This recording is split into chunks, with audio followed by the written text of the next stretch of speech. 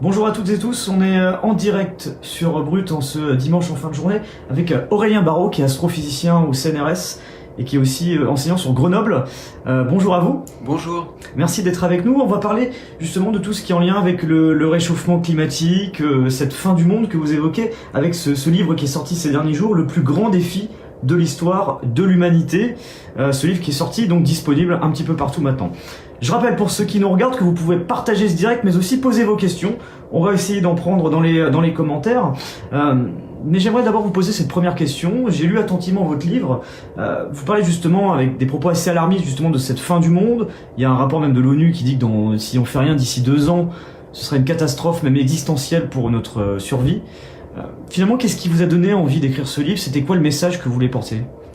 En fait, j'ai beaucoup hésité à écrire ce livre. Je pense que ça va être un appel parmi beaucoup d'autres qui ne servira essentiellement à rien. Je dirais même que par sa simple existence, il contribue un peu à la pollution. Donc il a quelque chose d'intrinsèquement contre-productif. Néanmoins, je crois quand même que face à la catastrophe qui s'annonce, rien n'est pire que de ne rien faire. Donc il y a quelques mois, avec mon amie l'actrice Juliette Binoche, on avait lancé une tribune dans Le Monde et mon père m'avait dit « Bon, c'est bien beau d'être alarmiste, mais il faudrait quand même peut-être aussi donner des ébauches de solutions. » Donc l'idée du livre, c'était évidemment pas de donner des clés pour sauver l'humanité, sauver la nature, sauver les animaux, parce que je ne suis pas compétent pour ça. Il y a des écologues qui sont beaucoup plus à même de répondre en détail, mais c'était de dire peut-être quand même qu'il y a quelque chose de cohérent à aller un peu au-delà de la mise en garde et à proposer quelques pistes pour tenter, non pas de sauver le monde, je ne me prends pas pour le Messie ou pour le prophète, mais en tout cas pour tenter quand même d'aller un tout petit peu plus avant et de ne pas en rester simplement au cri d'alarme. Alors, il y a beaucoup de chiffres que j'ai pu lire dans votre livre, notamment, qui va tous nous parler à ceux qui nous regardent. La pollution tue 3 fois plus que le sida. C'est vrai qu'on parle beaucoup du sida, parfois moins des conséquences de la pollution sur notre santé. Ça veut dire que chaque année, il y a des millions de personnes qui sont touchées, qui meurent de la pollution. Il y a une autre comparaison qui est peut-être plus parlante encore, c'est qu'en France, durant les 4 dernières années, qui hélas ont été pourtant sanglantes de ce point de vue, la pollution a tué 800 fois plus que le terrorisme. Alors évidemment, ça n'excuse pas le terrorisme, il n'y a aucun doute là-dessus, mais ça devrait quand même peut-être nous inviter à prendre la mesure, ou plus exactement la démesure, de cette catastrophe. Je pense que si nous étions rationnels, si nous étions cohérents, nous devrions être en état d'urgence environnementale depuis bien longtemps. Et ce n'est manifestement pas le cas, parce que soyons clairs, la transition, que moi j'aimerais plutôt appeler une révolution écologique, n'a toujours pas commencé. Donc on est face à un problème de santé publique qui est absolument majeur. Ce sont des chiffres officiels, ce ne sont pas des élucubrations d'hurluberlu, ce sont vraiment des chiffres documentés, que d'ailleurs le président de la République lui-même a repris. Et vous imaginez, le chef de l'État reconnaît qu'il y a 50 000 décès par an dus à la pollution, et alors ? Si on avait le 10e de cela dû à n'importe quoi d'autre, on serait tous dans un état d'effervescence incroyable. La presse ne parlerait que de ça, on ferait la une de tous les journaux, on serait en état d'alarme maximum. Mais là, pour une raison mystérieuse, bah oui, c'est la pollution, donc finalement, c'est un peu comme si c'était ce que l'on était, notre ontologie qui se dévoilait et qui nous menait à notre perte d'une façon acceptable. Moi, je ne pense pas que ce soit acceptable. Alors, justement, est-ce que la vie aujourd'hui, elle est en péril? Je parle pour que ce soit les animaux, mais aussi les êtres humains. Nous sommes aujourd'hui 7 milliards sur Terre. Oui, je crois qu'en effet, on m'a reproché, on m'a tout reproché de toute façon, mais on m'a en particulier reproché l'utilisation du terme « fin du monde ». Donc, je peux peut-être m'en expliquer en quelques mots, parce que moi, je suis astrophysicien. Je sais bien que la planète Terre, qui est une planète tellurique, va continuer de tourner autour du Soleil, même si on fait les pires dégâts possibles. Donc évidemment, en ce sens, le monde, la Terre, va continuer d'exister, et probablement la vie va continuer d'exister en tant que telle. Mais enfin, c'est quoi ce qu'on appelle le monde? Le monde, c'est pas un caillou qui flotte dans l'espace, n'est-ce pas? La beauté, le sens, le merveilleux, le magique de ce monde, c'est cette incroyable diversité du vivant, c'est ce fragile qui résulte de plusieurs millions d'années d'évolution extrêmement subtile, avec des bifurcations, avec des interruptions, avec des reprises, et qui donne naissance à ces millions d'espèces qu'on ne devrait même pas qualifier par le terme de biodiversité. On rate toute la magie, toute la poésie si on dit ça. C'est juste la beauté de ce qui donne un sens à notre existence. Et ça, bien sûr, c'est en péril. Donc on le sait depuis quelques jours par le dernier rapport officiel, environ 1 million d'espèces sont menacées d'extinction à court terme. Mais moi, ce que j'aimerais dire, c'est que au-delà des espèces, il est indispensable de penser en termes d'individus. Vous voyez, si je vous dis par exemple 6 milliards d'hommes vont mourir demain, c'est un drame. Pourtant, l'espèce humaine ne serait pas menacée. Donc, il ne faut pas simplement penser en termes d'espèces. Les vivants sont des individus singuliers. Et en ce moment, ce qu'on observe, c'est que les populations animales sont en train de s'effondrer, même au sein des espèces qui ne sont pas menacées. Et donc, pour répondre à votre question en un mot, oui, la vie sur Terre aujourd'hui est en train de péricliter. Et là, je crois qu'on peut tous être d'accord pour convenir de ce qu'il s'agit vraisemblablement d'une des plus grandes catastrophes de l'histoire, parce que pour un vivant, la vie, ça peut quand même pas tout à fait être un détail. On parle du réchauffement climatique, mais aussi de l'espace pour les animaux sauvages. On sait que il y a 60% des animaux sauvages qui ont disparu sur ces dernières décennies. Ils n'ont plus d'espace pour vivre aujourd'hui. C'est ça aussi l'un des constats à côté de ce réchauffement climatique. Oui, je pense que c'est très important et vous avez raison d'en parler parce que on se focalise sur le réchauffement climatique. Alors déjà, on se focalise pas assez sur le réchauffement climatique. Quand on voit l'importance qu'on donne dans certains médias aux faits divers, j'aimerais qu'on en parle plus. Mais par rapport au grand problème qui est celui de notre avenir commun, le réchauffement climatique, ne l'oublions pas, n'est qu'un élément parmi d'autres. Et en effet, je crois qu'il est tout à fait essentiel qu'on parle des autres éléments catastrophiques parce que j'aimerais insister sur le fait que le constat que nous venons d'établir, à savoir le fait que dans les 40 dernières années, 60% des animaux sauvages ont disparu, c'est pas une crainte, hein. Là on n'est pas en train de parler de notre anxiété, on est en train de parler d'un bilan, c'est quelque chose qui a eu lieu. Eh bien dans cet état de fait, le réchauffement climatique n'a pratiquement joué aucun rôle. Ce que je suis en train de dire, c'est que quand bien même la température ne s'élèverait pas d'un seul degré, nous serions quand même dans une situation catastrophique. Et la raison de ça, la première raison de ça, c'est effectivement l'expansionnisme humain. Nous avons transformé la Terre en un vaste parking de supermarchés et les vivants non humains, avec lesquels nous sommes en symbiose, hein, évidemment, ils ont une valeur en tant que telle et ils ont une nécessité pour notre propre existence, eh bien ces vivants n'ont simplement plus de place pour vivre. En France, rien qu'en France, l'artificialisation des terres fait qu'on perd environ un département français tous les 10 ans. C'est monstrueux.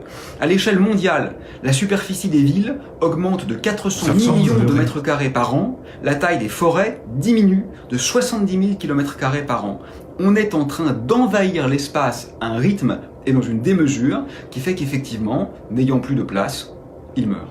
Alors, il y a une citation qui est intéressante dans votre livre, vous parlez justement du comportement de l'homme, je vais vous citer, vous parlez du faste décomplexé, la richesse obscène, l'égocentrisme prédateur, la figure du mâle possédant fier de son insouciance, sont immensément ringards aujourd'hui. Il est temps de faire savoir le ridicule de ces postures et de valoriser une certaine humilité responsable. C'est-à-dire qu'aujourd'hui, nos comportements, notre vision de la société, elle est incompatible justement avec ce qui est en train de se passer sur le climat. Ah, en fait, en y réfléchissant, souvent on dit qu'on a deux pôles, n'est-ce pas? Il y a les petits gestes individuels. Je pense que c'est très bien, il faut absolument le faire, mais c'est tout à fait évident que ça ne suffit pas. Et puis, à l'autre extrême, il y a l'action politique, c'est-à-dire les décideurs prennent des mesures que nous subissons. Et ça aussi, je pense qu'il faut le faire, mais il se trouve que ça ne suffit pas non plus. Et entre les deux, j'ai quand même l'impression qu'il y a un registre sur lequel on peut agir, et qui a une importance considérable, c'est le registre symbolique. Moi, j'aime à dire que nous sommes homo symbolicus, c'est-à-dire que nous sommes des êtres de symboles. Une très grande partie, je crois, de nos actions sont en réalité commandées, dirigées, induites par le regard qu'elles déclenchent dans l'autre qui nous observe, qui nous admire, ou au contraire, qui nous réprouve.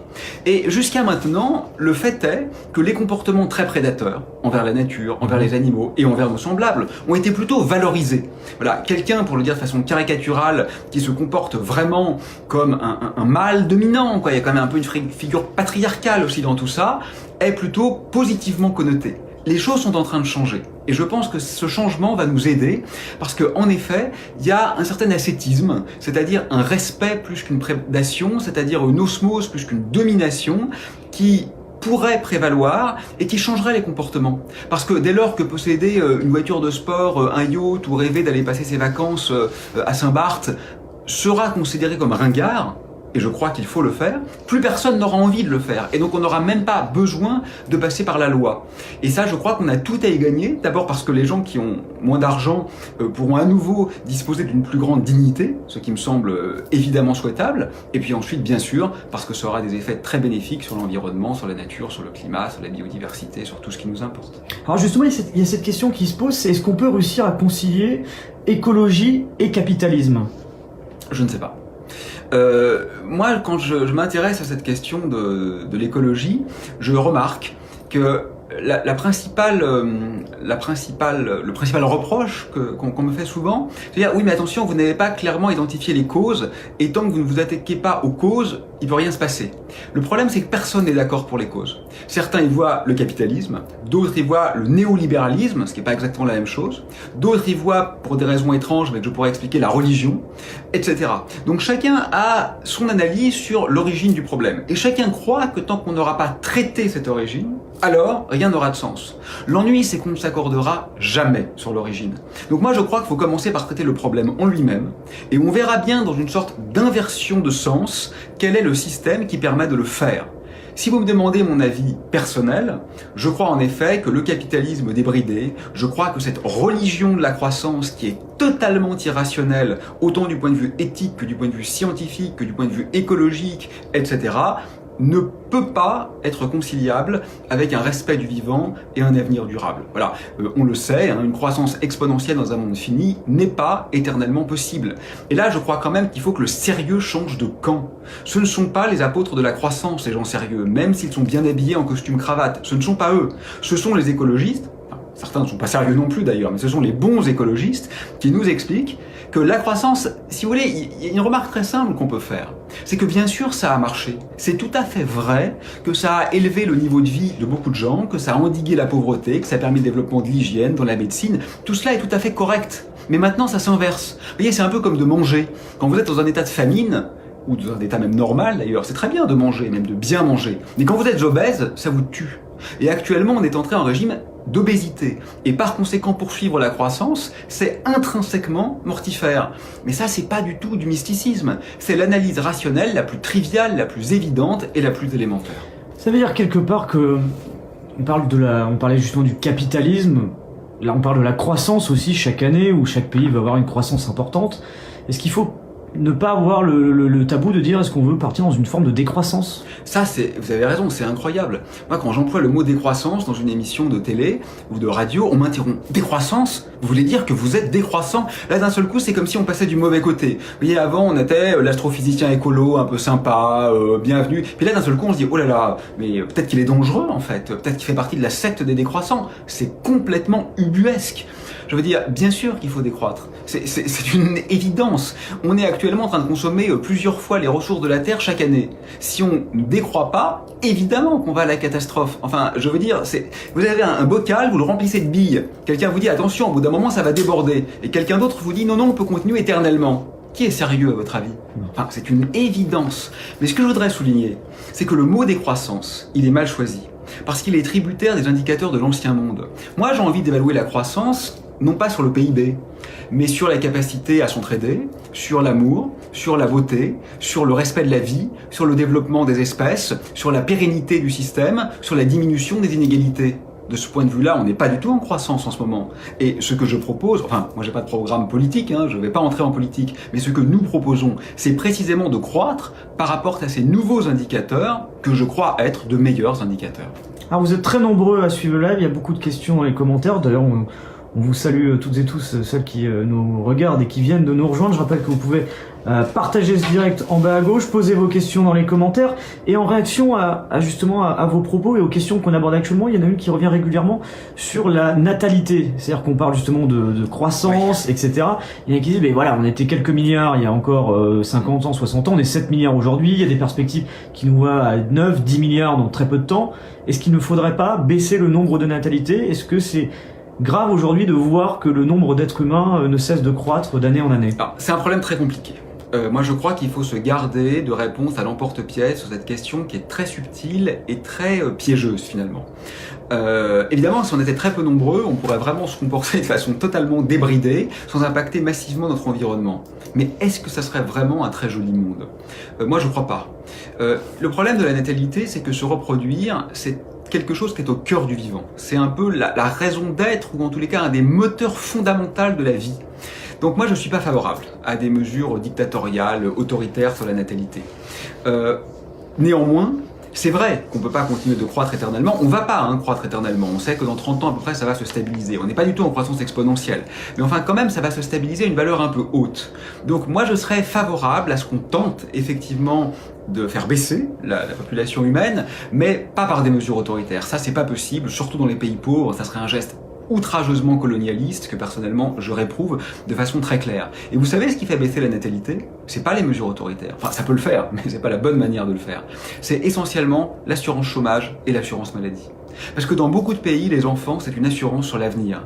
Dès lors qu'il y a des protections sociales qui permettent de vivre plus sereinement, automatiquement la natalité baisse. Et donc là encore, vous voyez qu'on a tout à gagner. On peut prendre des mesures qui sont à la fois bonnes pour la nature et bonnes pour l'interaction entre les hommes. Et justement, vous l'évoquez dans votre livre, vous parlez, il y a un terme qui m'a marqué, c'est celui de sérénité sociale, salaire minimum et maximum. Est-ce que vous pouvez un peu nous expliquer en quoi consiste cette idée de sérénité sociale qui permettrait d'aller justement dans le sens d'un monde meilleur? Bon, d'abord, c'est peut-être mes propres convictions, et comme toujours, on fait des liens conscients ou inconscients entre les causes qu'on défend. Bon, donc là, je peux tout à fait plaider ma partialité, mais j'ai aucun problème avec ça. Mais plus fondamentalement, soyons clairs. Il faut décroître en termes de PIB, en termes d'exploitation des ressources. Ça, j'en suis absolument convaincu, c'est rationnel, n'importe qui réfléchissant un peu sur la question parviendra à cette conclusion. Mais en même temps, il y a beaucoup de pauvreté dans le monde, et même en France. Il y a des gens qui dorment dans la rue.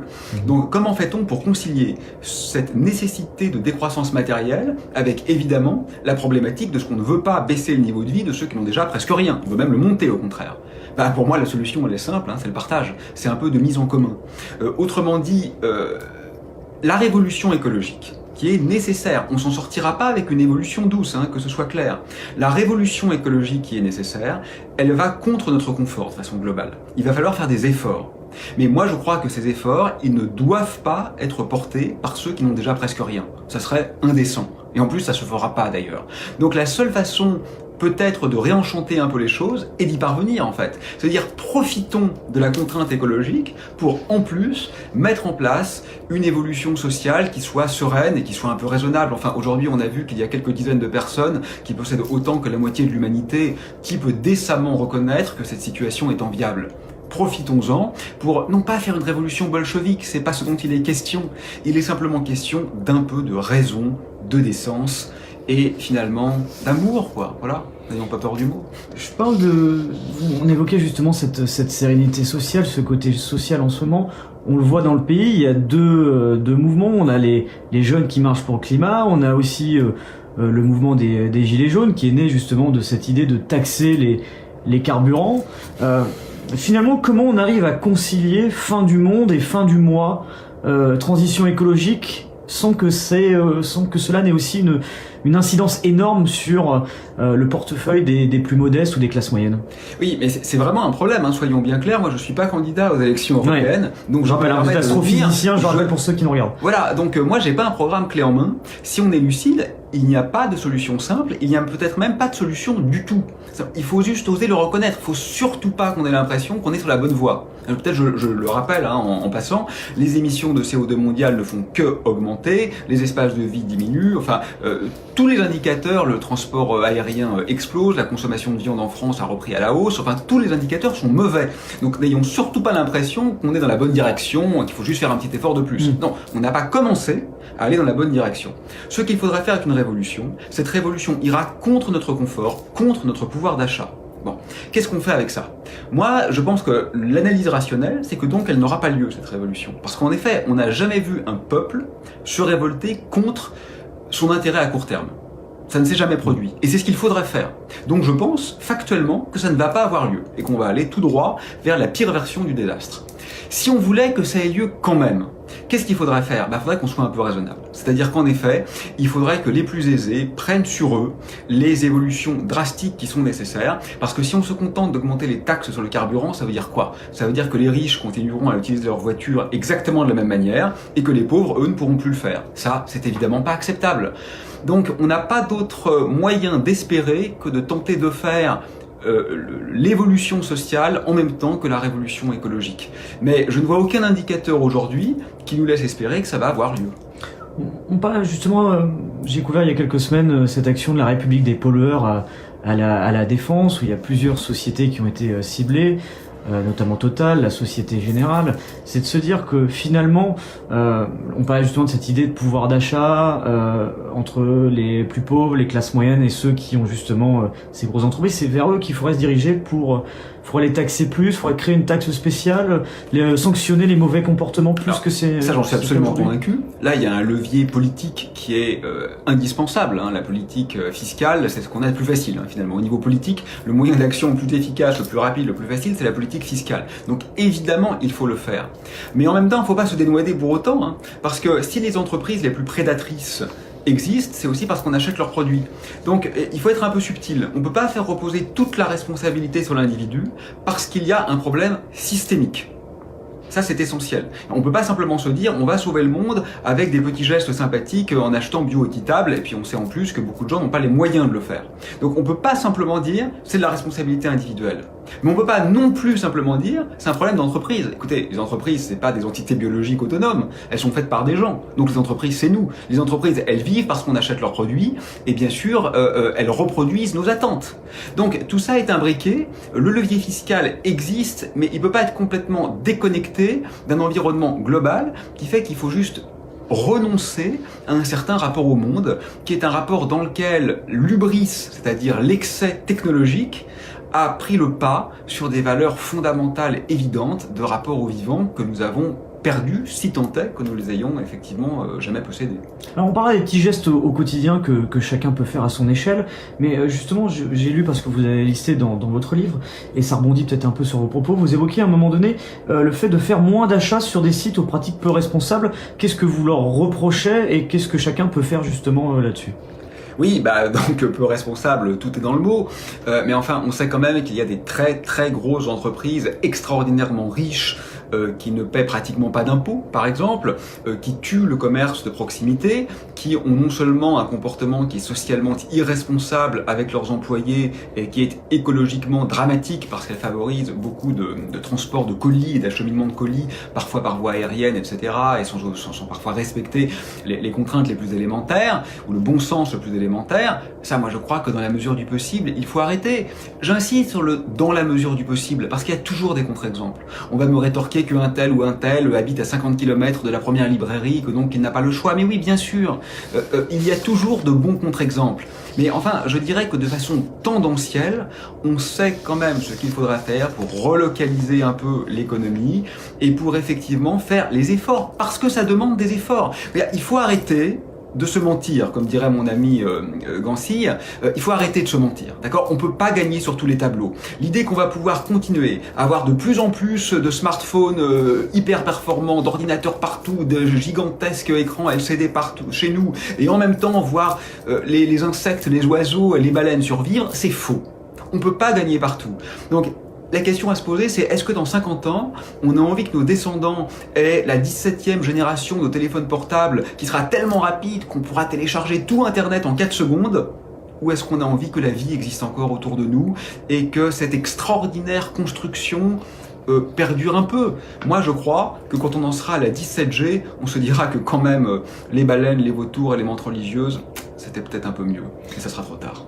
Justement, ça me fait rebondir sur une question, celle des lois qui pourraient nous restreindre au quotidien. On sait que c'est pas évident, voilà, d'aller sur ce terrain-là, qui serait, on va dire, plutôt arrêter ces velléités individuelles, c'est ce que vous dites, qui sont incompatibles avec la vie commune. Comment, voilà, qu'est-ce qu'il faudrait limiter concrètement, quelles mesures concrètement il faudrait prendre aujourd'hui? Mesures contraignantes, donc du coup qui seraient peut-être impopulaires d'un côté, mais qui seraient pour vous, on va dire, urgentes. Bon, je sais pas, je laisse aux politiques de décider, mais enfin, par exemple, des gens qui ont les moyens, ça concerne pas tout le monde, et qui vont passer toutes leurs vacances à l'autre bout du monde, aujourd'hui, c'est juste insensé. Le tourisme a un effet dramatique, par exemple, dans l'environnement. C'est un exemple parmi 1000 autres. Mais ce qui est important dans cette question, c'est de savoir s'il y a une dérive, s'il y a un risque. Vous savez, moi, j'ai beaucoup entendu parler de dictature verte, de stalinisme écologique, etc. Personne ne veut ça, que ce soit bien clair. Mais moi, je pense que c'est indécent aujourd'hui d'oser parler de ça. Écoutez, imaginez un prisonnier de guerre qui est humilié, qui est maltraité, qui est torturé. On essaye de lui donner quelques droits. Est-ce qu'on est en train d'en faire un dictateur ? Enfin, soyons sérieux, c'est ça aujourd'hui qui se passe. La nature aujourd'hui est humiliée. Elle est tellement maltraitée qu'elle est en train de mourir. On essaye de lui donner quelques droits. On n'est pas en train d'en faire une dictature. On est en train d'essayer de sauver un corps mourant. Sauf que ce corps, ce sont des milliards d'individus et des millions d'espèces. Je pense que ça n'aurait rien de scandaleux. Voilà. Nous sommes en ce moment protégés, et heureusement, par beaucoup de lois. Enfin, il faut pas faire comme si, là, aujourd'hui, on était dans la liberté totale. Heureusement que non. Si vous m'agacez là tout de suite, j'ai pas le droit de vous frapper. Et réciproquement. Et tant mieux. La loi nous protège. Elle nous met quand même à l'abri d'un certain nombre de prédations, de folies, de comportements agressifs. Pourquoi a-t-on le droit de détruire la vie alors qu'on n'a pas le droit, par exemple, de porter atteinte à une entreprise? On n'a pas le droit de casser la vitrine d'un vendeur de plats tout prêts, prédateur. Tant mieux, je ne dis pas qu'il faut avoir le droit de le faire, c'est interdit. Donc la loi protège des entreprises prédatrices, mais la loi ne protège pas la vie sur Terre. Moi je pense que l'infime perte de liberté qui en résulterait peut-être, puisqu'on n'aurait plus le droit de faire certaines choses, in fine, jouerait dans le sens de la liberté. Parce que si on fait rien, dans 30 ans, on pourra plus sortir de chez nous avec des canicules à 55 degrés. Ça, c'est une perte de liberté fondamentale. On ne pourra plus sortir de chez nous. Vous savez que le corps humain, lorsque la température est supérieure à la température interne, quand on est au-delà de 37 degrés, fonctionne très mal. Et on sait maintenant qu'on aura des épisodes caniculaires longs.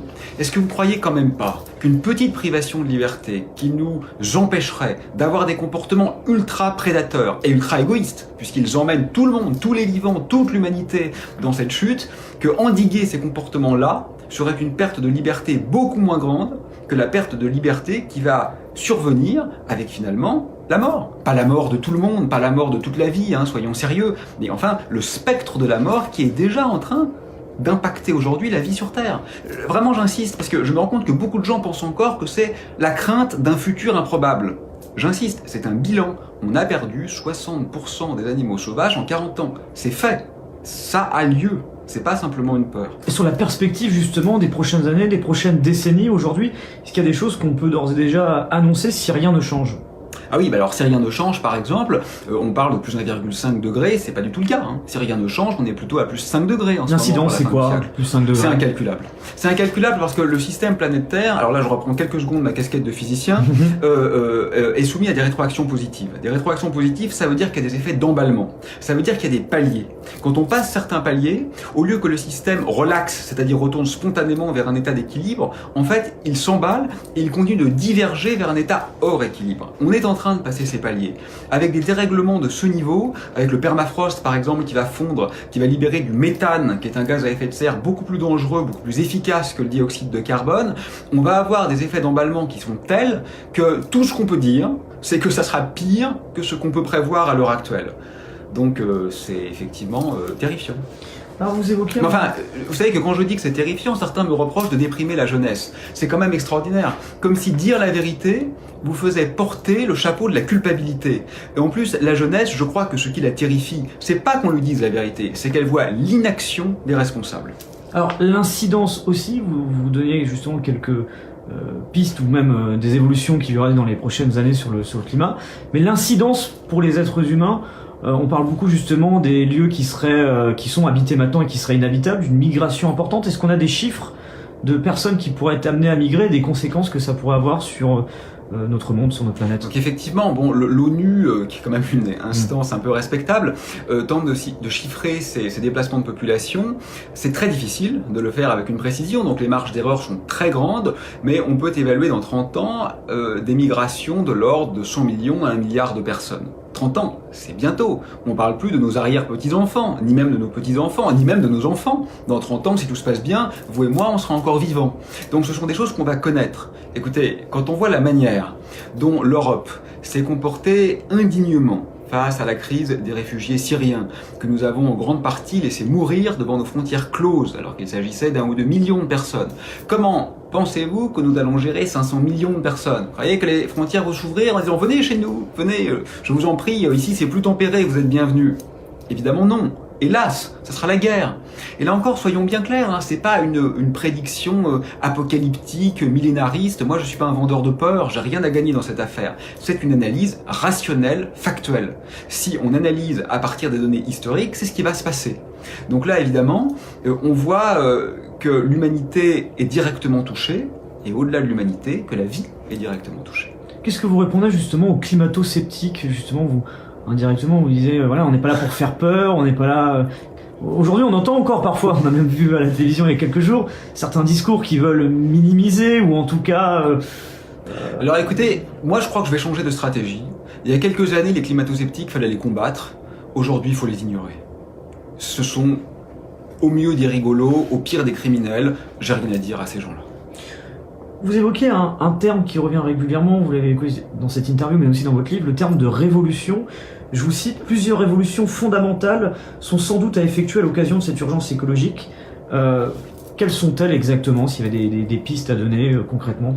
Oui, alors soyons brefs, clairs et exhaustifs, une révolution politique, d'accord? Il y a des petites choses qui sont pas mal, il y a le pacte mondial pour l'environnement qui se met en place, tout ça c'est très bien, mais c'est des petites choses. La révolution, je crois, c'est vraiment de redéfinir nos attentes, de nous extraire de la religion de la croissance. Mauvaise religion, parce que dans la spiritualité, il y a des choses très belles. Peut-être qu'il faudrait d'ailleurs même réinventer aujourd'hui une certaine sacralité. Ça, c'est une mauvaise religion. Ensuite, au niveau économique, là aussi il y a des choses très bien dans les petites choses, par exemple le pacte climat, environnement-climat, je ne me souviens plus le nom exact, le truc de la roue tu roues là, c'est très bien, mais c'est une petite chose. À plus long terme, il faut effectivement redéfinir une politique du partage et une extraction de cette fascination pour l'accumulation de la richesse et pour la fructification de l'excès. Au niveau symbolique, on l'a déjà dit, je crois qu'il faut revoir ce qui est aujourd'hui un regard amélioratif et un regard péjoratif en valorisant les comportements raisonnables, tendanciellement ascétiques et, je dirais, respectueux de la vie humaine et animale. Au niveau philosophique, il faut nous extraire de cette binarité à la fois théologique et métaphysique qui fait que nous nous sommes crus extérieurs à la nature. Mais non, la nature, ce n'est pas une ressource. La nature, c'est nous. Nous sommes une partie d'elle. Ça, il faut vraiment recommencer à le comprendre. Et puis, je dirais qu'au niveau poétique, en quelque sorte, il faut réinventer un langage, parce que nous sommes toujours prisonniers des limites de nos concepts. Et je crois que tout est à réinventer aujourd'hui. Et ça, c'est vraiment la petite partie jubilatoire. Vous savez, nous sommes la génération qui va véritablement flinguer l'avenir, ou au contraire, celle qui va totalement redessiner les pourtours du réel. Ça, c'est presque un peu excitant. Et moi, je suis pas très optimiste quand même. Mais là, il y a quand même une lueur d'espoir. On peut tout repenser et ça peut être pour le meilleur. Vous évoquez ces idées d'un point de vue collectif, au point de vue du monde, d'un point de vue individuel, on en parlait vaguement tout à l'heure avec les sites aux pratiques peu responsables que vous dénoncez, mais quels petits gestes on peut faire au quotidien d'un point de vue plus général? Je parle pour moi, pour vous, pour tous ceux qui nous regardent actuellement sur cela, qui se disent, bon bah voilà, moi je suis touché par ces questions-là, mais en même temps, peut-être je fais des choses dans mon quotidien, mais est-ce qu'il y a peut-être pas des choses à faire en plus? Qu'est-ce qu'on peut faire en plus pour respecter plus notre environnement et limiter ce que vous évoquez depuis tout à l'heure? Alors là, je crois qu'il faut être clair. Bon, les petits gestes, faut vraiment le dire et le marteler, ne suffisent pas. On ne sauvera pas le monde comme ça. Néanmoins, ne pas les faire, c'est quand même ce qu'il y a de pire. Parce que c'est se mettre dans une posture de dire jouissons une dernière fois, quoi. C'est trop tard, donc jouissons encore maximalement. Ça, c'est complètement idiot d'ailleurs, parce que c'est trop tard pour éviter des catastrophes, mais c'est jamais trop tard pour éviter que ce soit encore pire. Donc je suis favorable aux petits gestes. Alors quels sont-ils? Bon, il y a tout ce qu'on sait, tout ce qui est évident de recyclage, quand on a les moyens d'utiliser du bio, etc. Tout ça est bien connu. Mais moi je pense que les petits gestes les plus fondamentaux, c'est quand même de freiner la consommation. C'est-à-dire de réparer plus que de remplacer. Et là, je veux être bien clair, je suis pas un donneur de leçons. Moi-même, je possède un téléphone portable récent. Donc c'est très dur de résister à ça, parce que la tentation est énorme, et parce qu'on se laisse très vite convaincre que quand même, cet ordinateur dernière génération, si on en a les moyens, nous, on en fera un bon usage. Bon, ça, faut arrêter ça. Voilà, le petit geste le plus essentiel, c'est pas d'acheter équitable, c'est de ne pas acheter. C'est d'aller quand même tendanciellement vers l'ascétisme. Moi, je me suis séparé de ma voiture. J'ai une voiture de sport d'ailleurs, donc vraiment, j'ai vraiment pas de leçon à donner. Bon, maintenant, je suis pas passé à la voiture électrique. J'ai juste vendu ma voiture. Voilà, plus de voiture. Bon, on va me dire, certains ne peuvent pas le faire, très bien. Ceux qui ne peuvent pas le faire ne le font pas. Mais quand on le peut, on essaye de ne pas le faire. Moi, je l'ai fait, d'aller à des conférences presque à l'autre bout du monde pour parler 20 minutes devant des spécialistes. Ça n'a plus de sens. Il faut absolument arrêter. Là encore, tout le monde n'est pas concerné, certains n'ont pas les moyens. Mais ceux qui n'ont pas de moyens sont pas les plus gros pollueurs, donc c'est pas à eux qu'il faut demander les plus gros efforts. Mais c'est quand même faire des enfants, pour moi c'est un droit auquel je veux pas toucher. Mais il faut quand même y réfléchir. C'est un droit, hein, ça je veux pas revenir là-dessus. Mais il faut quand même y réfléchir. C'est pas un choix individuel. Ça engage tout le monde. Donc voilà quand même les choses sur lesquelles il faut commencer à penser. Si vous voulez, il faut sortir de l'idée que chacun fait ce qu'il veut. Oui, chacun fait ce qu'il veut, c'est beau la liberté, j'aime la liberté, on peut tous se prendre par la main et dire vive la liberté. Mais il faut comprendre que c'est comme ne pas vacciner ses enfants, si vous voulez. Non seulement c'est grave pour ses enfants, mais c'est grave pour les autres. Parce que la vaccination, elle n'a de sens que si presque tout le monde est vacciné. Parce que ceux qui n'ont pas les moyens de se payer le vaccin ou ceux qui ne sont pas protégés par le vaccin risquent de mourir si vous ne vaccinez pas vos propres enfants. C'est pas une décision individuelle. C'est pareil pour l'écologie. Quand vous mangez de la viande, c'est pas une décision individuelle. Vous tuez un être vivant sensible et vous participez maximalement à la pollution. Donc ça engage aussi les autres. Faut qu'on commence un peu à réfléchir comme ça. Sur la consommation de la viande, je sais que vous évoquez cette idée de réduire la consommation de la viande. Est-ce qu'on peut expliquer pourquoi, quel impact ça pourrait avoir sur notre... Pour moi, c'est un peu une évidence, parce que je m'intéresse aussi depuis longtemps en parallèle, parce que c'est un peu une question disjointe, quoique pas entièrement, au problème d'éthique animale. C'est monstrueux, ce qu'on fait aujourd'hui. Vous savez quelle est la part en biomasse des mammifères qui sont libres? C'est 5% à peu près. 5% des mammifères sont libres aujourd'hui sur Terre. Le reste des mammifères, c'est de la viande en devenir. On a transformé la Terre en enfer pour les animaux. On tue chaque année 100 milliards d'animaux dans des conditions épouvantables dans les abattoirs et 1000 milliards de poissons. Vous savez comment ça meurt un poisson? Lors de la remontée des filets, la vessie natatoire explose, les yeux sont arrachés des orbites, l'estomac et l'œsophage ressortent par la bouche. On n'a pas envie de l'entendre, mais c'est la vérité. Quand on mange du poisson, c'est ça qu'on fait. Est-ce qu'on peut vraiment se dire mais tout ça c'est normal, tout va bien? On a quand même atteint un niveau de monstruosité systémique qui me pose problème. Donc renoncer à ça, non seulement c'est évidemment, me semble-t-il, souhaitable en termes d'éthique, parce qu'on occasionne des souffrances infinies à des êtres dont on sait qu'ils sont sensibles, c'est aussi signifiant en termes humains, indépendamment des animaux, parce qu'on pourrait nourrir beaucoup plus d'hommes directement avec les végétaux qu'avec les végétaux qu'on utilise pour nourrir les animaux qui nourriront les hommes. Donc évidemment, pour endiguer la faim dans le monde, faut aller vers un mode d'alimentation végétarien.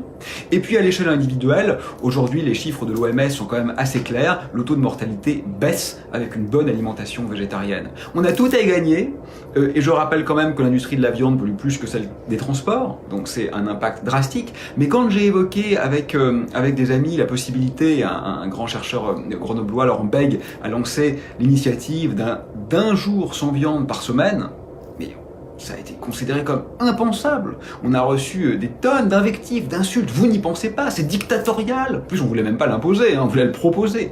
Un jour sans viande est impensable. On n'y arrivera pas. Cette question de Mariam Elka dans les commentaires, qu'on remercie comme tous ceux qui nous regardent actuellement et qu'on salue, qui nous dit, une question pour Monsieur Barrot, que pouvons-nous faire face à cette catastrophe, nous citoyens des pays appauvris, 10 pays du tiers-monde, parce qu'on a des gens qui nous regardent du monde entier et qu'on salue également. Qu'est-ce que vous pouvez répondre à Mariam? Vous pouvez nous inspirer. Moi je crois que l'Occident au sens large, a été tellement... n'est plus tellement colonialiste aujourd'hui en termes politiques, mais est resté tellement paternaliste à l'ère vis-à-vis de tous les autres pays. Moi, je crois que l'Afrique, par exemple, pas seulement évidemment, mais je connais un peu mieux l'Afrique que l'Asie, par exemple, aujourd'hui devrait être une source d'inspiration. Vous avez d'autres ontologies, c'est-à-dire d'autres constructions du réel. Vous avez d'autres rapports à la nature. Vous avez d'autres conceptions de ce qu'est l'animalité, de ce qu'est l'humanité, de ce qu'est la féminité. Moi, je crois que votre rôle aujourd'hui, en fait, c'est de nous apprendre ce qu'il faut faire. C'est de vous que nous avons à apprendre, parce que l'Occident riche a perdu son chemin. Parlons du poids des lobbies. Aujourd'hui, on le dénonce, on le voit régulièrement. C'est quelque part le cancer d'une réussite possible. C'est quoi pour vous, moi je connais pas bien ce milieu, donc j'ai pas grand chose à en dire, mais je pense qu'aujourd'hui vraiment ceux qui s'adonnent à ce type de lobbying pour que surtout rien ne change, n'ayons pas peur des mots, ce sont vraiment des criminels. La plus irrationnelle des postures actuelles, c'est le statu quo. Tenter de continuer sur la voie que nous empruntons aujourd'hui, c'est littéralement intenable. De toute façon, ça ne va pas durer, qu'on le veuille ou non, ça c'est certain, ça ne va pas durer. Mais ça peut s'arrêter de différentes manières. On peut faire preuve d'un peu de dignité, en ayant compris qu'on est face à une catastrophe majeure.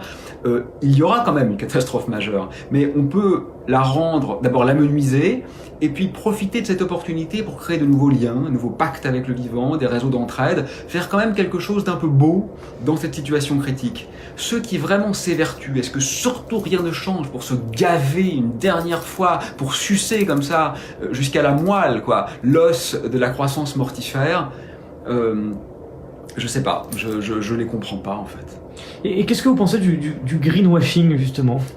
Alors ça aussi c'est compliqué parce que le greenwashing en tant que tel c'est condamnable. En même temps ça peut être le début d'une prise de conscience. Le problème c'est que c'est un peu tard.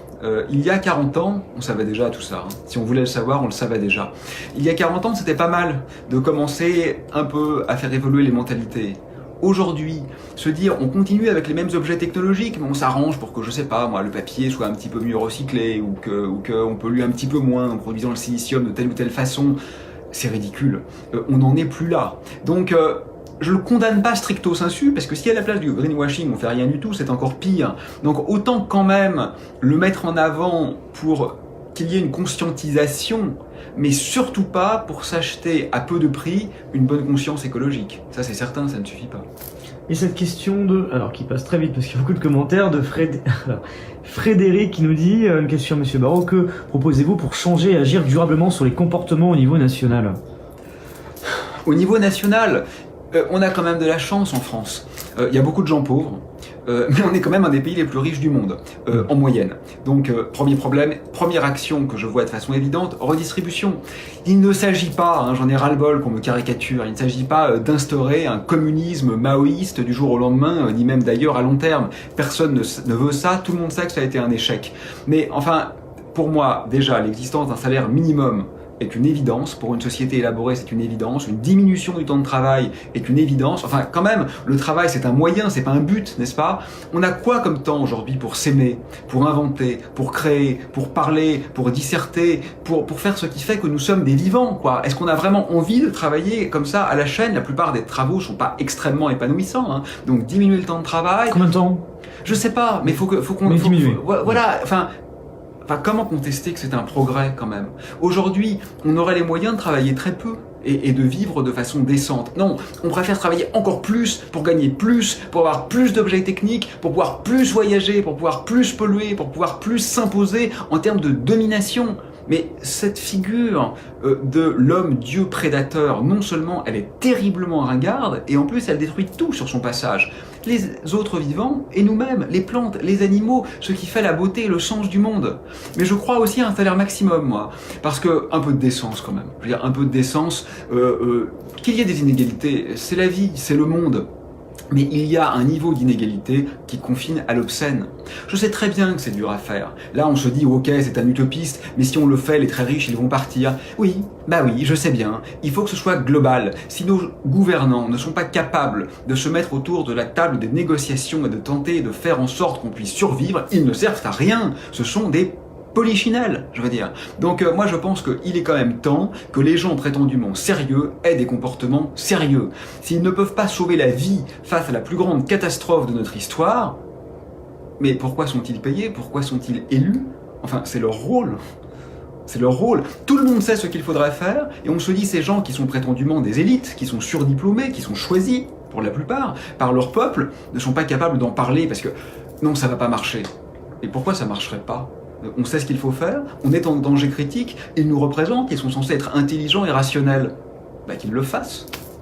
Ça me permet de rebondir justement, ça fait 2 ans maintenant et quelques jours que Emmanuel Macron est à la tête de la France. Quel bilan vous faites un peu sur ces 2 premières années, sur le plan écologique, sur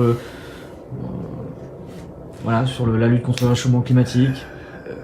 Monsieur Macron parle bien. Pas toujours d'ailleurs, je pense qu'en termes symboliques, il gagnerait peut-être là aussi un certain ascétisme, et puis à sortir un peu comme ça de cette figure du gestionnaire. Je pense qu'il faudrait aller plus quand même vers une économie de l'amour, plus qu'une gestion de la finance.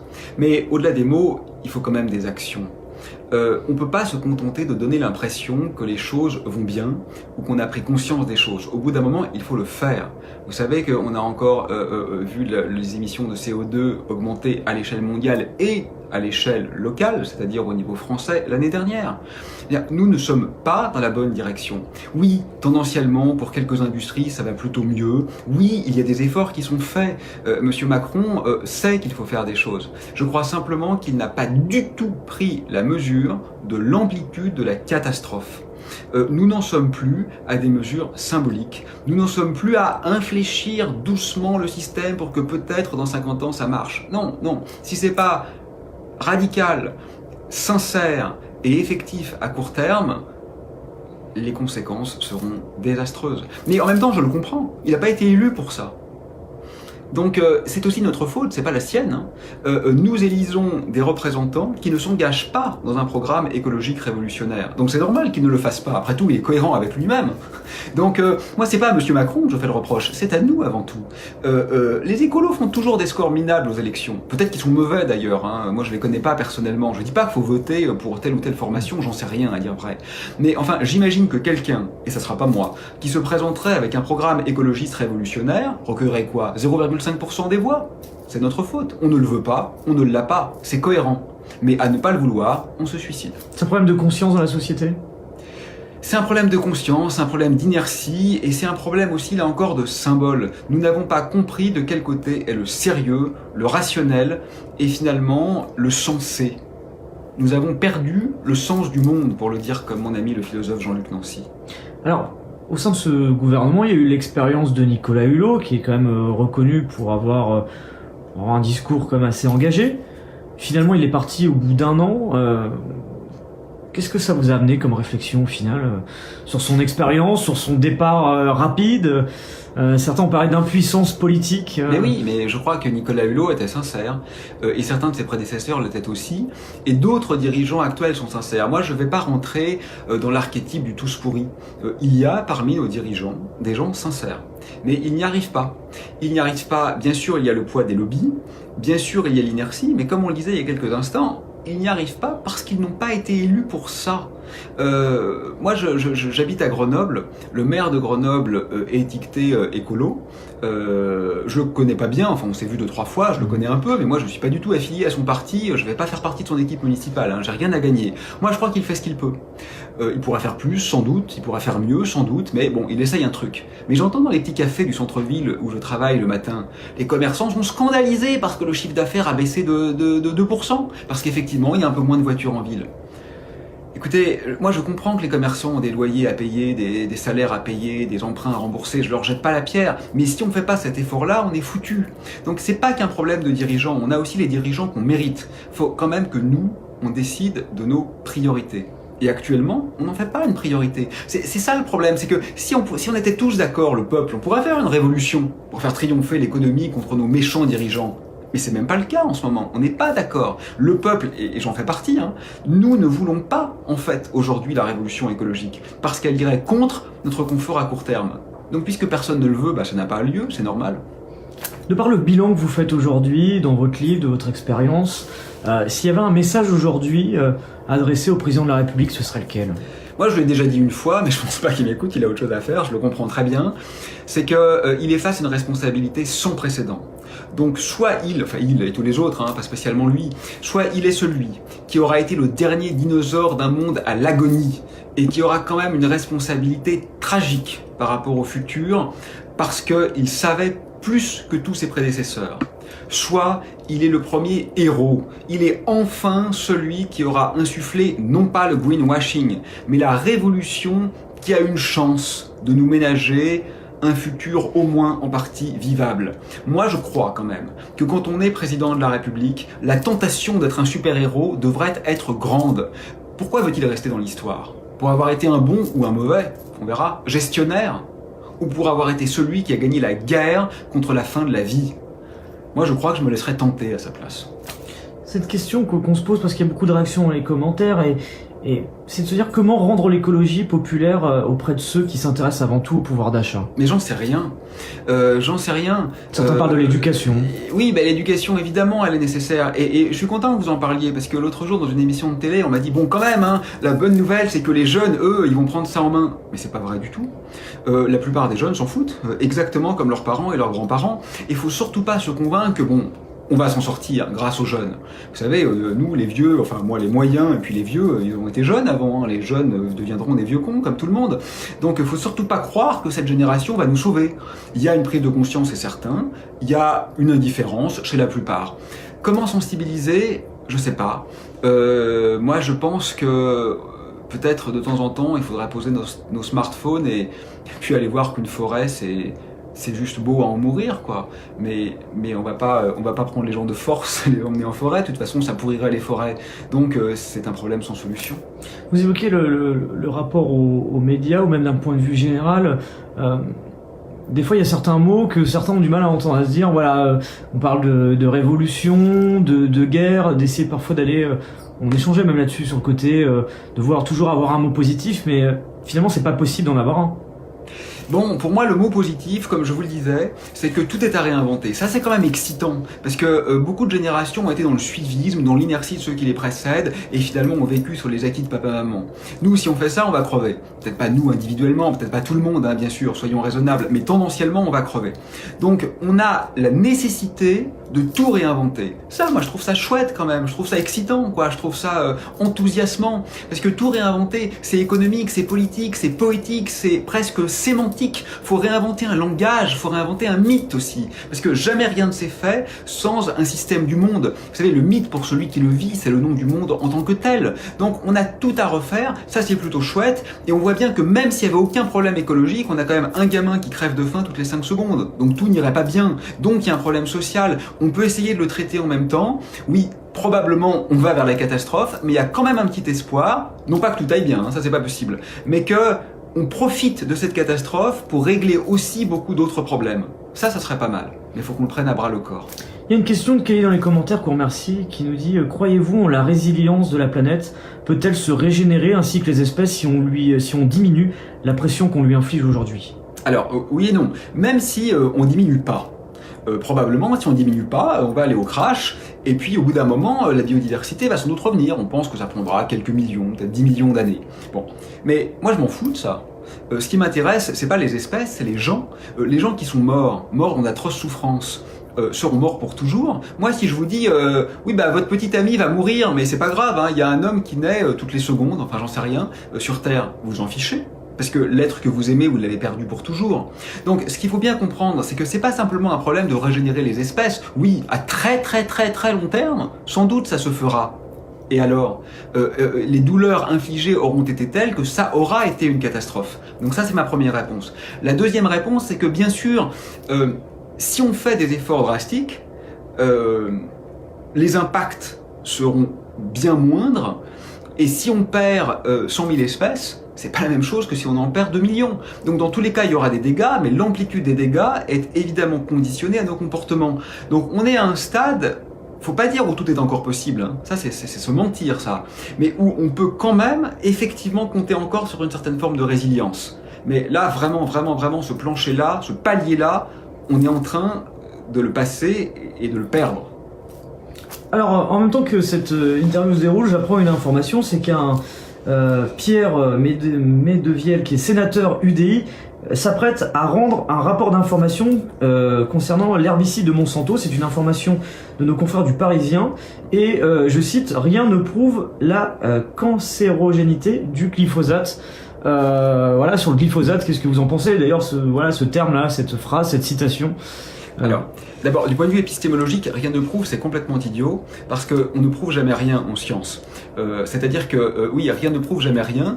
Moi, je ne peux pas vous prouver quelque chose, ce n'est qu'une question de fiabilité et de niveau de confiance. Donc, rien ne prouve que c'est mortel, rien ne prouve que c'est pas mortel. Alors, on va pas aller loin comme ça, hein. Rien n'est jamais prouvé, comme pour un vaccin. Ce qui compte, c'est la balance bénéfice-risque. Vous n'aurez jamais la preuve qu'il est totalement inoffensif, ni la preuve qu'il vous guérit à 100%, enfin, qui vous protège à 100% de la maladie. Donc, faut arrêter avec ce n'est pas prouvé que, cette phrase n'a aucun sens scientifiquement.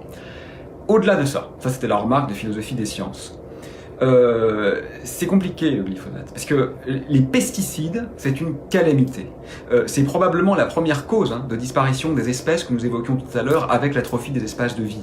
Donc lutter contre les pesticides, contre l'agriculture qui dévaste les sols, et accompagner la reconversion des agriculteurs, parce qu'il ne faut pas que ce soit eux qui portent les frais, il faut le faire. Le cas particulier du glyphosate, moi je me prononce pas parce que, en effet, faut pas non plus dire n'importe quoi. Et il y a quand même des éléments d'analyse qui peuvent laisser entendre que ce produit-là en particulier n'est effectivement peut-être pas cancérigène. Il n'en demeure pas moins qu'il peut quand même avoir un impact sur la biodiversité et il n'en demeure pas moins que beaucoup d'autres sont très dangereux. Là, je pense qu'il faut raison garder. Moi, je suis pas spécialiste de ce dossier. Et on a même cette phrase aussi qui dit « Nous sommes aujourd'hui dans un climat d'hystérie collective qui voudrait que l'on supprime tous les pesticides. » Et oui, c'est vrai qu'il y a un climat d'hystérie collective, mais dans les deux sens, dans tous les sens. Le débat est devenu hystérique. Faut sortir de ça, un peu de bienveillance. Faut arrêter avec cette condescendance, cette suffisance qui fait que certains pensent tout savoir sur tout. Certains pesticides ont permis d'endiguer la famine en permettant certaines cultures dans certaines zones du globe. C'est pas les pesticides intrinsèquement qui sont condamnables, c'est la monstruosité à laquelle nous sommes arrivés aujourd'hui sans raison gardée et sans remise en cause et sans envisager le fait que le monde que nous avons construit n'est pas le seul monde possible. Ça, c'est la pire violence qu'on puisse faire à la pensée. Vous, président de la République, imaginons. Alors je sais que vous m'avez dit depuis tout à l'heure, je veux pas m'engager en politique. Imaginons, voilà, vous êtes au pouvoir, vous avez les manettes, avec tout ce que le constat que vous faites aujourd'hui, s'il y avait, allez, on va dire, 3, voire peut-être 5 mesures, si on peut aller jusque là, à prendre immédiatement, voilà, aujourd'hui on est là, vous avez le pouvoir, il faut y aller tout de suite. Vous savez, si moi j'étais président, c'est que les choses iraient bien. Parce que ça voudrait dire qu'on a donné la parole à quelqu'un qui a fondamentalement un discours qui est inaudible. Donc ça n'arrivera pas. Moi, président, je démissionnerai et j'écrirai de la poésie. Moi, écoutez, c'est très difficile de se mettre à la place de l'autre. La critique est aisée. Mais ce qui est fondamental, et c'est peut-être ça la seule chose que je répondrai à votre question, c'est d'aller vers l'expérimentation d'un ailleurs. Prenons l'exemple des ZAD.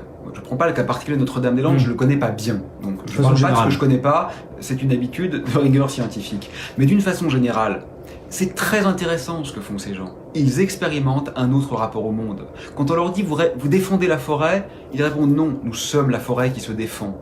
C'est très beau comme phrase. Alors peut-être qu'il y a des imposteurs dedans, j'en sais rien, j'étais pas là. Mais en tout cas, à titre d'expérimentation, c'est nécessaire. Si j'étais aux commandes, ce que je tenterais, c'est par tous les moyens possibles d'explorer d'autres chemins, de sortir de cette autoroute qui nous mène à l'impasse et sur laquelle on accélère. Je n'ai pas de solution clé en main, parce que c'est un problème difficile. La seule chose qui est sûre, c'est que ne rien faire, rester dans le statu quo, se dire surtout, continuons à vendre plus de voitures chaque année, mais comme on a quand même bonne conscience, on va essayer de vendre des voitures hybrides plutôt que des voitures thermiques. Ça, c'est ridicule. On peut pas s'en sortir comme ça. Eh bien oui, mais alors, ça veut dire que les employés de Renault ou de Peugeot vont perdre leur emploi? Oui, peut-être. Et bah donc du coup, faut les aider. Et donc du coup, il faut évidemment que ce soit pris en charge collectivement. Et donc du coup, il faut partager. C'est un problème systémique. Il faut envisager des solutions drastiques, mais drastiques pas au sens d'une révolution bolchevique, et encore moins bien sûr d'une révolution fasciste, au sens en fait simplement de ce que une situation dramatique demande des mesures qui n'ont pas encore été imaginées. Et c'est ça qui manque aujourd'hui aux politiques. C'est le courage d'envisager un ailleurs radical. Vous pensez que votre discours il est inaudible aujourd'hui? Je sais pas. En tout cas, moi, voilà, il y a un instant, voilà, arrêtez de le porter. Si j'étais, mais ça n'arrivera pas. Je suis fatigué. Ouais. Et puis il faut laisser la parole à d'autres. Voilà, je l'ai déjà dit plusieurs fois, et donc là je vais vraiment le tenir, parce que il y a des vrais experts, je ne le suis pas. Il y a des écologues, il y a des spécialistes des glaciers, il y a des spécialistes de la biologie. Je voudrais vraiment avoir simplement servi de passeur pour qu'on commence enfin à les écouter, parce qu'ils sont désespérés. Ils pensaient que lorsqu'ils auraient annoncé ce qu'ils savent, forcément les choses allaient changer. Vous savez, un peu comme quand on découvre un crime de guerre, quand on se dit bon, je vais le faire savoir au reste du monde, et forcément, ça va pas être toléré. Et là, on découvre un génocide, plus exactement un écocide, c'est-à-dire que la vie sur Terre est en train d'être tuée, rien ne se passe. Le sentiment qui est le vôtre aujourd'hui, c'est lequel, par rapport à toute cette situation? Alors moi, je ne vais pas tomber dans l'optimisme qui est devenu un mantra, comme dit Gansille, c'est-à-dire où dès qu'on s'exprime, il faut dire bon, j'y crois, hein, ça va aller. Non, je n'y crois pas et ça ne va pas aller. Faut être très clair. Néanmoins, mon pari, mon souhait, mon petit zeste d'espoir, c'est que face à cette situation critique, on fasse preuve d'un peu de dignité. C'est-à-dire que plutôt que de... non pas de mourir, hein, voilà, on va pas tous mourir, je suis pas du tout dans ce catastrophisme ridicule, mais face quand même à des catastrophes à venir, Vous savez que dans quelques années, les plus gros mammifères sur Terre, ce sera des vaches. C'est un peu triste quand même. Vous savez que les requins qui existent depuis des dizaines de millions d'années, aujourd'hui sont en train de disparaître, même les requins, on le sait, les ours, etc., mais même les requins. Donc ce qui se passe quand même est fondamentalement triste. Et face à ce désespoir, moi ce que j'espère, c'est que ça va quand même créer de nouveaux liens, et que plutôt que de s'entretuer, on choisira de partager un peu d'amour, quoi. C'est la peur de la disparition de l'humanité à court terme, moyen terme, concrètement. Mais l'humanité, c'est une espèce parmi 7 millions. Bon, moi, je fais partie de cette espèce, j'y suis un peu attaché, évidemment. Donc, bien sûr, on est un peu attaché à nos semblables, parce que c'est avec eux qu'on a des relations d'amour, de haine, de connivence. Mais c'est plus que ça le problème. Quand bien même l'humanité irait bien, on ne peut pas détruire toute la vie sur Terre. C'est milliards de vivants non humains qui meurent, ça vaut pas rien quand même. C'est pas simplement une ressource, ce sont des êtres vivants qui sont ce monde. Et en plus, vous avez raison, l'humanité est menacée. Moi, je crois pas que l'humanité va disparaître. En termes rationnels, j'en sais rien. Hein. Mon analyse personnelle, c'est que l'humanité va pas disparaître. Mais franchement, avoir un petit nombre d'heureux élus super riches qui vivent dans un anthropocène dévasté, est-ce que c'est ça qu'on veut ? Et c'est de se dire que nos enfants ne verront pas le monde dans lequel on vit actuellement. Ah, ça c'est sûr. Ça c'est pas un pari, c'est une vérité. Non seulement nos enfants, mais même nous, la plupart des animaux extraordinaires qu'on voit aujourd'hui, je pense qu'on ne les verra plus quand on sera vieux. Ça c'est en train de se faire, mais même les espèces banales, hein, parce qu'on pourrait se dire, oh, après tout, s'il n'y a plus d'ours polaires, on s'en fout. D'abord, je crois pas ça, mais on peut le dire. Mais on voit que les hérissons sont en train de disparaître, les lapins de Garenne sont en train de disparaître. C'est-à-dire que les oiseaux sont en train de disparaître, les insectes sont en train de disparaître. Et ça, c'est une catastrophe globale. Donc, bon voilà, c'est en train d'avoir lieu. Et je veux pas finir sur un sourire. Moi, je garde quand même le secret espoir qu'on saura inventer de l'amour, qu'on saura faire face avec un peu de dignité à la catastrophe que nous avons nous-mêmes causée. Et je vais peut-être en rester là si vous voulez bien, parce qu'il va falloir que j'y aille. On a juste deux, trois petites minutes avant de conclure le live, c'est de se dire, vous parlez beaucoup de la psychologie humaine dans ce monde aujourd'hui. C'est important aujourd'hui que la psychologie, elle change, on change nos réflexes, nos comportements, notre vision, nos égos, de vouloir avoir ceci plutôt qu'autre chose, la dernière voiture plutôt qu'une ancienne. Moi, si je veux faire du bien à ma carrière de chercheur en astrophysique, j'ai intérêt effectivement d'aller à toutes les invitations que je reçois pour des conférences à l'autre bout du monde. Je le fais plus. Je me pose pas en donneur de leçons, hein, que ce soit clair une fois de plus, je ne suis pas exemplaire à beaucoup de niveaux. Mais voilà, c'est un exemple parmi 1000 autres. Je crois qu'il faut arrêter avec ça, il faut le dire et il faut le faire. Pour conclure, peut-être un message à tous ceux qui nous regardent, beaucoup de jeunes qui sont là, qui se disent, bon, qu'est-ce que je peux retenir comme message aujourd'hui ? Écoutez, je crois en reprenant la phrase de Bernard Stiegler, un bon philosophe, Nicolas Hulot disait « Soyez disruptifs ». La disruption, c'est un beau concept, je le suis là-dessus. Moi, je vais le dire un peu différemment. Je vais dire, là, on est sur une courbe qui est mortifère, ce que Gilles Deleuze, un autre philosophe, appelait une ligne de mort. On est sur une ligne de mort. Et moi, je pense que ce qu'il faut mettre en œuvre, c'est pas une discontinuité, parce qu'on ne peut pas repartir à zéro, et on ne veut pas repartir à zéro. L'humanité a créé de très belles choses. L'humanité s'est sortie d'un certain nombre de problématiques, de famines, pas partout hélas, mais à certains endroits, de maladies, avec brio. Et puis voilà, on est quand même l'espèce qui a donné Bach, Léonard de Vinci et Einstein, quoi. C'est pas mal quand même tout ça. Donc moi je prône pas la discontinuité radicale, mais je prône une sorte de changement de pente tellement abrupte que nous ne l'avions pas même encore envisagé. Donc ce que je dirais aux jeunes, et aux moins jeunes d'ailleurs, c'est le pire, c'est la continuité de la voie dans laquelle nous nous trouvons. Essayons des ailleurs. Moi je suis pas génial, donc je n'ai pas trouvé l'ailleurs qui fonctionne, mais j'ai espoir que de jeunes génies trouvent effectivement un rapport au monde qui ne solutionnera pas tout, ça c'est impossible, mais qui nous laissera une chance.